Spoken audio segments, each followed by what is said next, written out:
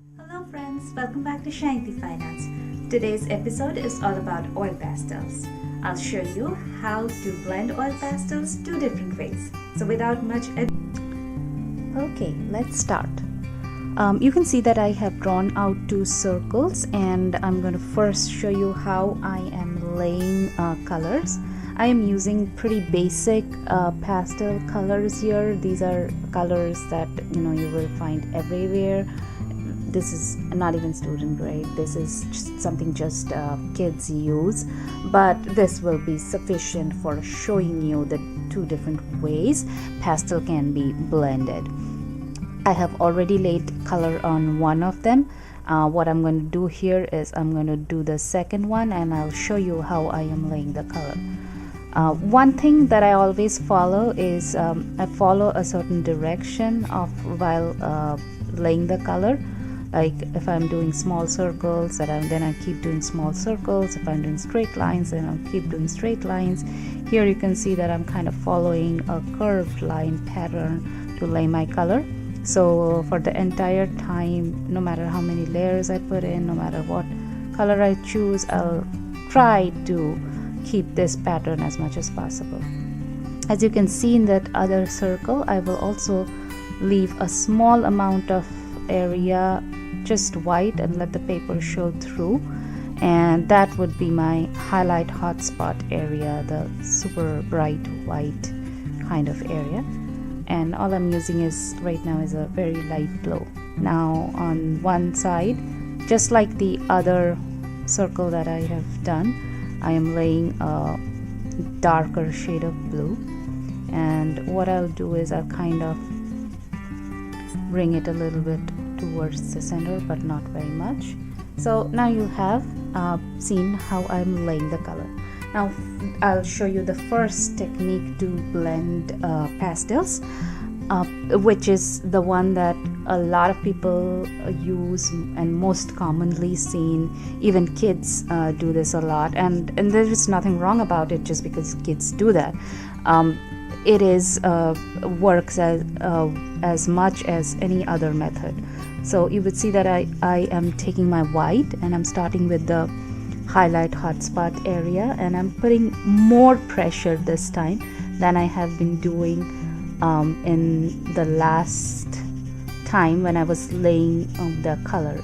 And what I'm doing is I'm letting that one color putting pressure on the other, and since I'm putting pressure, they're automatically getting blended together and giving one smooth finish. I'm coming back with a darker shade of blue and trying to blend it with the even darker shade, just like the way I blended the white. I will do it with the lighter shade of blue, and for this I have to go backward and forward a little bit a few times so that I get the right blend and it looks very smooth. The end result looks very smooth. So you see now I'm using the darkest shade and coming back inside the lighter blue, and finally I'll take the white and try to blend all of this together and make it uniform and cohesive.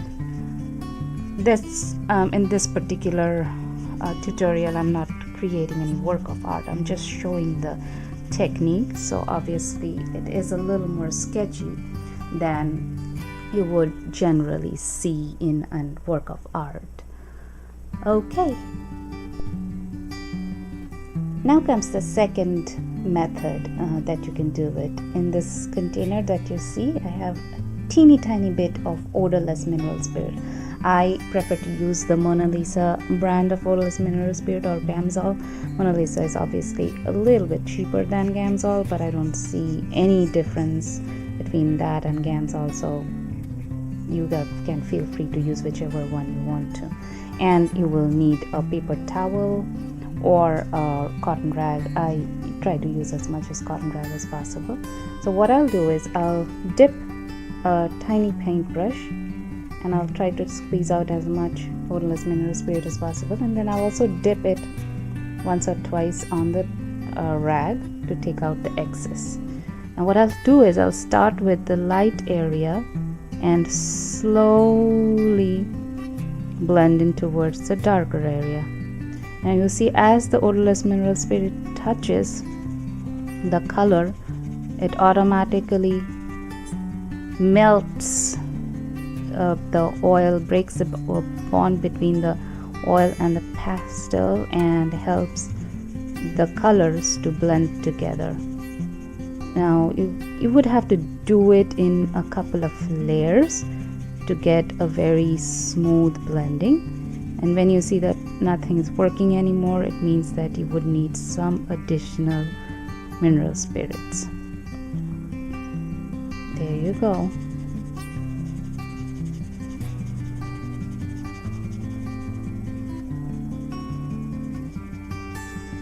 How well or how smooth it is blended also kind of depends upon the amount of pigment that is on your paper, and I had very little pigment on this paper to start off with, so at this point it's looking sketchy. But what I'll do is I'll let it dry for a couple of minutes, then I'll come back with another layer of oil pastels on top, and then I'll blend it again and you will see what it does. Okay, now my mineral spirits have completely dried, and I have layered another layer of oil pastels on top of it.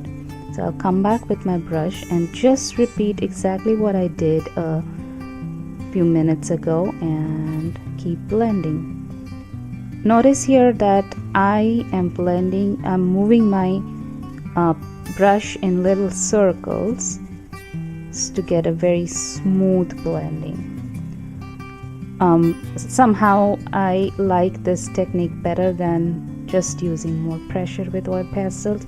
However, that works fantastically as well. In fact, sometimes I feel that that works even better.